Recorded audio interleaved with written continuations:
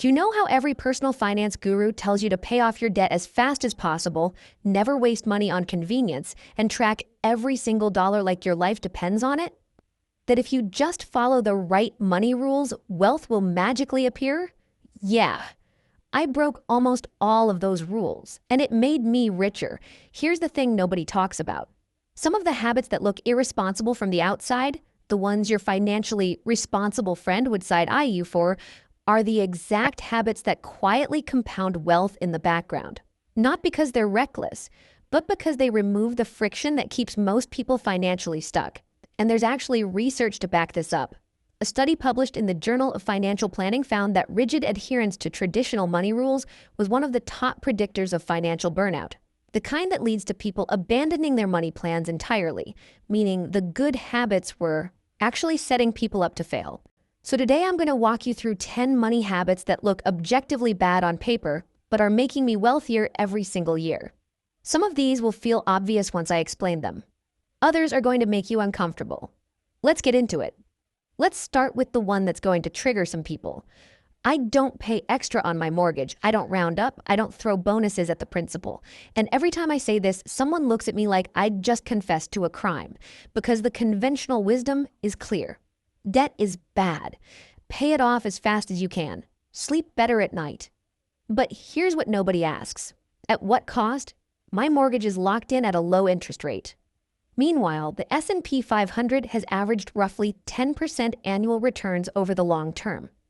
Every extra dollar I throw at the mortgage saves me whatever my rate is. Let's say around 3 to 4%.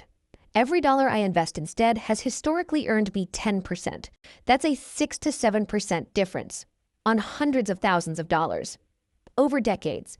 And that gap compounds. It doesn't just add up, it multiplies. We're talking potentially hundreds of thousands of dollars in difference by the time you reach retirement. Now, here's the part most finance content won't say out loud. People don't pay off their mortgage early because the math says to. They do it because it feels good, and I respect that. Peace of mind is real, but peace of mind has a price tag, and most people have no idea what they're actually paying for that feeling. Financial researchers call this the difference between emotional math and actual math. Emotional math says zero debt equals safety. Actual math says your cheap debt is one of the best financial tools you have. Use it. So no, I'm not paying off my mortgage early, and that bad habit is quietly putting tens of thousands of extra dollars into my investment accounts every year. 2. Spending more on convenience. This one sounds like something a lazy person tells themselves to justify being lazy. I pay someone to clean my house. I get grocery delivery. I pay for the car wash instead of doing it myself. Bad with money, right? Not if you think about it for more than 5 seconds. Here's the question nobody asks. What is your time actually worth? Not what you earn per hour at your job, but what is the real, tangible value of a free hour in your life? If paying someone $40 to clean your apartment gives you back 3 hours, and you use those 3 hours to rest so you perform better at work, build a side income, spend time with your family, or just protect your mental health from burning out, that $40 didn't cost you money. It made you money. Or it preserved the energy that earned you money.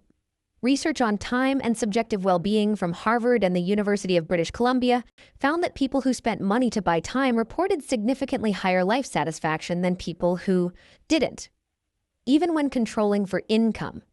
Meaning this isn't a rich person hack. This works at almost every income level. The trap is thinking that frugality means doing everything yourself. It doesn't. Frugality without a time calculation is just performative suffering. You're not saving money. You're spending your most valuable, non-renewable resource, time and energy, to save a few dollars that don't move the needle. Wealthy people figured this out early. They protect their time first, then optimize cost second.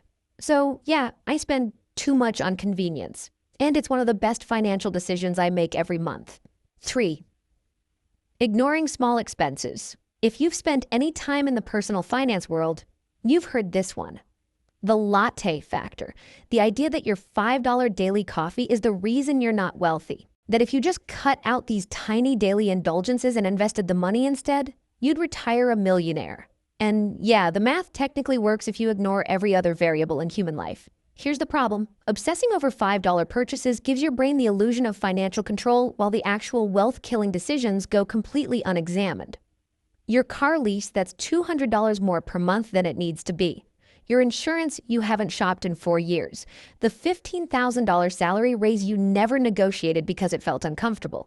Those are the decisions that move your net worth by thousands, not the coffee. Research on attention and decision-making shows that cognitive bandwidth is finite.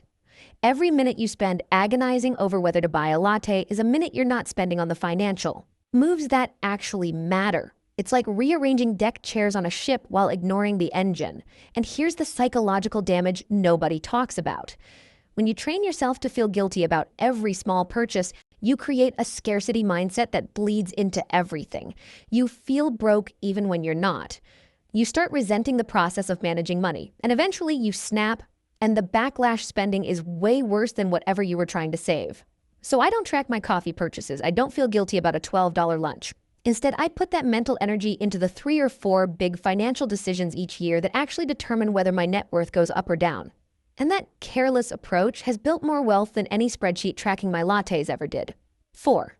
Buying before I need it. Conventional wisdom says don't spend money until you absolutely have to. Wait until you need the thing. Don't buy courses until you're ready to take them. Don't invest in tools until you've outgrown what you have. Be responsible. And it sounds logical. Except it creates a pattern where you're always reacting to problems instead of positioning yourself ahead of them. Here's what I do instead. I invest in courses, coaching, tools, and equipment before I feel ready. Before I've earned it. Before the logical voice in my head says it's time. Why? Because spending money on growth creates something psychologists call commitment escalation, but in a positive direction. When you've paid for the course, you take it seriously. When you've bought the equipment, you use it.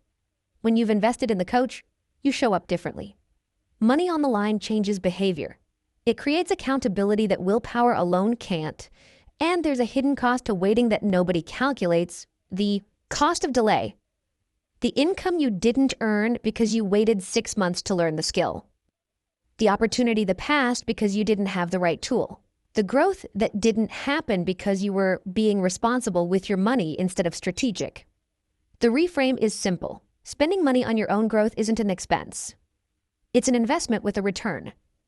And the earlier you make that investment, the longer the return has to compound. So yeah, I buy things before I need them.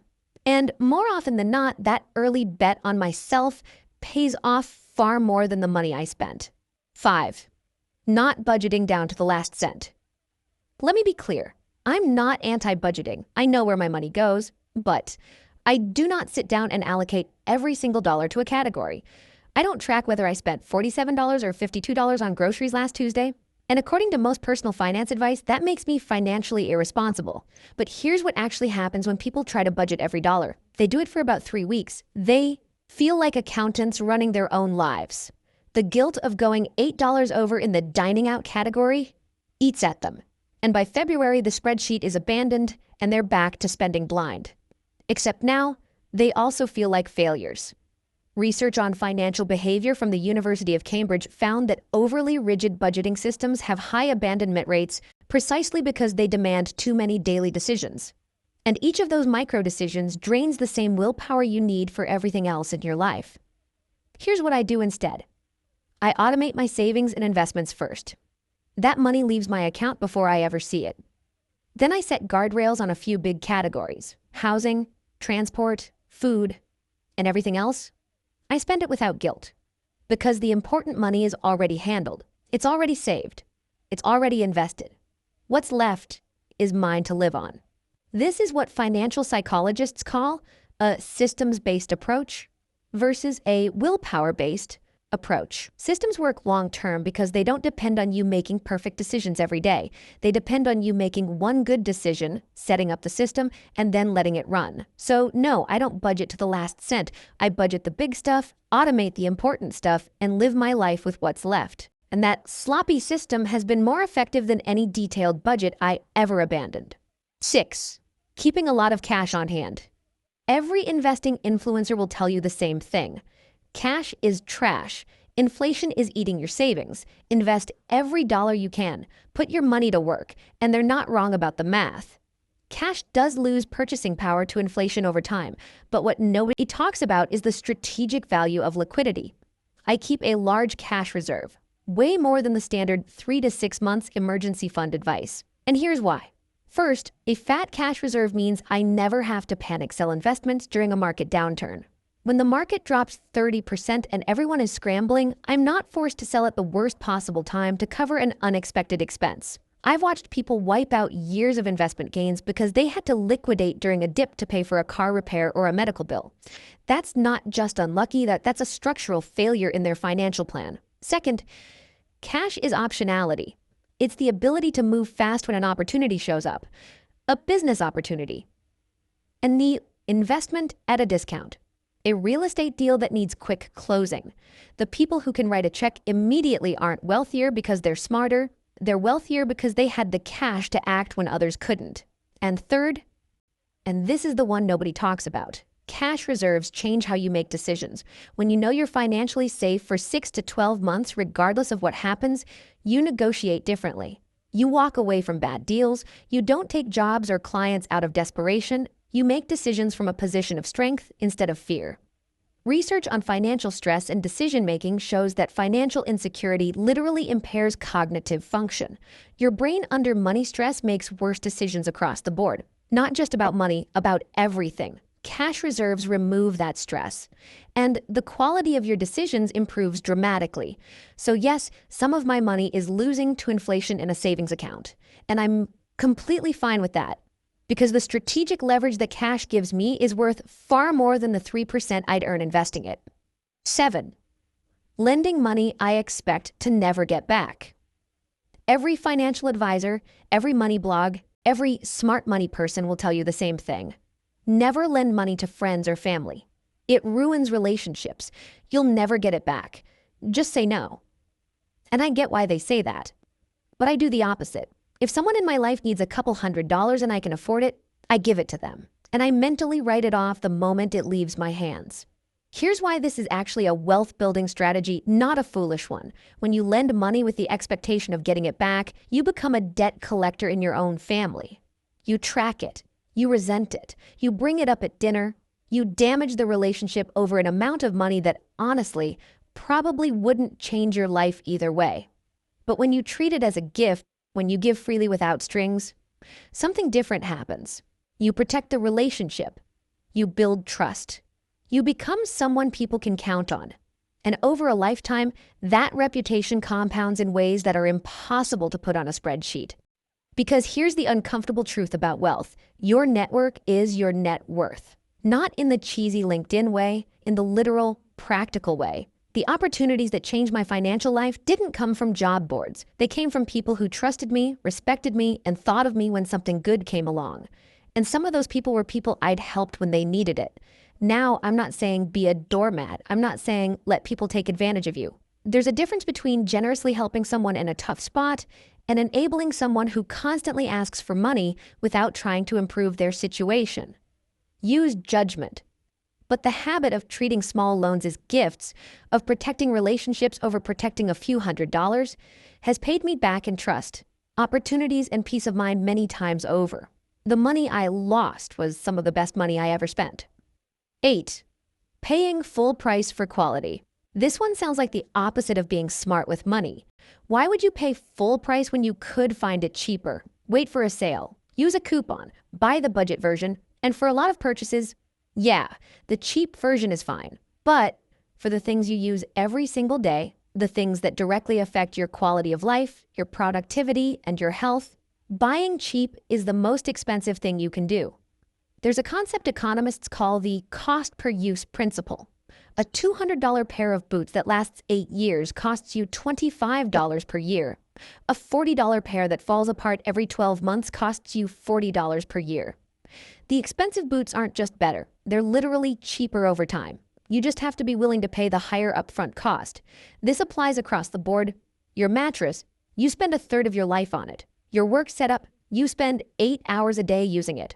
Your shoes, your coat, your cookware, the things you interact with every single day, repeatedly, for years. Research on consumer behavior shows that people systematically underestimate the long-term cost of cheap, frequently replaced items and overestimate the cost of expensive, durable ones. Your brain anchors on the price tag, not the total cost of ownership. The habit isn't spending more, the habit is spending once. Buy fewer things, but buy the right things. Take care of them. And watch your total spending drop over time because you're not in a constant cycle of replacing cheap stuff that breaks. I pay full price for quality, and over the long run, it saved me thousands. 9. Saying no to social events. Here's the one that makes you look antisocial. Turning down dinners, skipping the group trip, not going to the birthday bar crawl, it looks like you're cheap.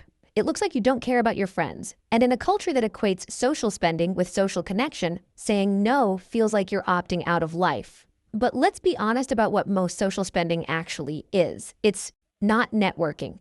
It's not building deep relationships. It's obligation with a price tag. The dinner you didn't want to attend. The trip you couldn't comfortably afford. The drinks you said yes to out of guilt, not genuine desire. None of that is connection. That's people-pleasing funded by your credit card. Research on social spending and satisfaction found something interesting. People who were selective about which social events they attended reported higher quality relationships than people who said yes to everything. Not more relationships, better ones. Because when you actually want to be there, you show up differently. You're present. You're engaged. You're not sitting there calculating how much this dinner is costing you or stressed about the bill. And here's the financial reality most people won't admit. Social spending is one of the hardest categories to control because it comes wrapped in emotional pressure. Nobody guilt trips you into buying a new TV. But people absolutely guilt trip you into the $80 brunch, the $300 concert, the $2,000 group vacation. And saying no triggers social anxiety that makes it easier to just say yes and deal with the financial consequences later. The habit is this. Be intentional about where you show up. Say yes to the things that genuinely matter to you and add to your life. Say no, without guilt, to everything else. Your real friends will understand. And the people who judge you for it were probably draining more than your wallet anyway. Selective presence is more powerful than constant availability, and protecting your money is also protecting your energy for the relationships that actually matter. 10. Living below my means, even when income grows. Here's the final one, and it's the one that ties everything together. When most people get a raise, a promotion, a new income stream, the lifestyle upgrades immediately. New apartment, new car, new wardrobe, new restaurants. The income went up 30%, and so did the spending, which means the actual wealth-building gap, the difference between what comes in and what goes out, stayed exactly the same. This is what behavioral economists call lifestyle creep. And it's the single biggest reason why high-income earners still live paycheck to paycheck. It's not that they don't make enough money, it's that their spending always rises to meet their income. Every raise gets absorbed before it ever has a chance to compound. I do the opposite. When my income goes up, my lifestyle goes up a little. Maybe 5 or 10%. But the rest of that increase goes straight into investments and savings. The gap between what I earn and what I spend gets wider every single year. And that widening gap is the entire game. Because here's what most people don't understand about building real wealth. It's not about how much you make, it's about how much you keep. Someone earning $200,000 who spends $195,000 has less wealth-building power than someone earning $80,000 who spends $50,000.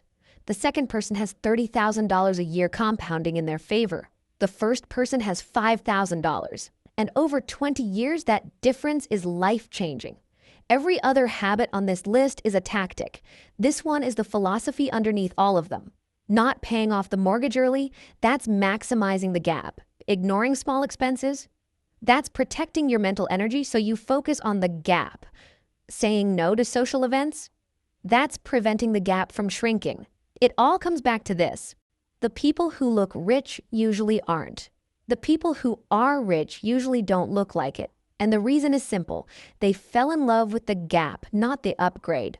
So there they are, 10 money habits that look wrong on paper, but are quietly building wealth in the background.